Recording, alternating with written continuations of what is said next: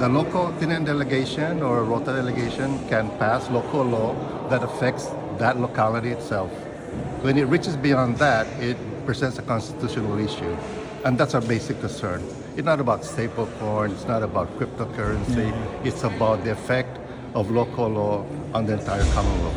That's the basic principle of it. So when it goes outside, you mean to say like for Saipan and Rota, that's a violation already of... That would be a constitutional issue. Yeah. It presents a constitutional issue and we have to deal with it. That's our job, is to determine whether the law is constitutional or not, right? And we issue an opinion.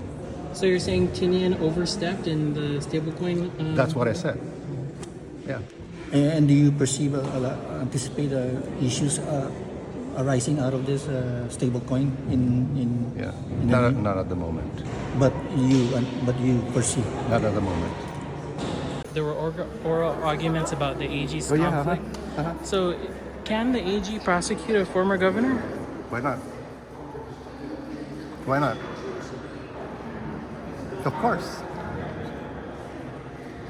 And so you believe the Supreme Court will... The Constitution says that the Attorney General is an independent office and is authorized to prosecute violations of Commonwealth law. If someone were to violate the law, no matter who, the Attorney General can prosecute. So it's your belief that the AG, the Supreme Court, you believe they will rule in your favor? Oh, I don't know. You know, it's the Supreme Court. But how about the way, part of the arguments the other day was that there was not a proper screen between you and, let's say, AAG or Special Prosecutor James Kingman.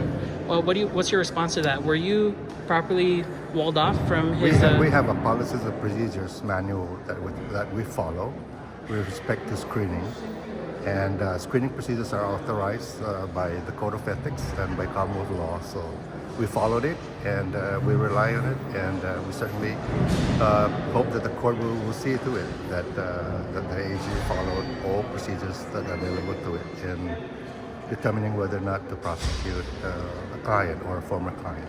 And why didn't you renew Kingman's contract? Are you not satisfied with his work? Every year, attorneys are on a 2-year contract, and sometimes the Attorney General decides not to renew. Sometimes the Attorney General decides that if the attorney wants to remain, the Attorney General will consider it. But generally, you're okay with the work that he has done so far. Of course. Yeah. Right.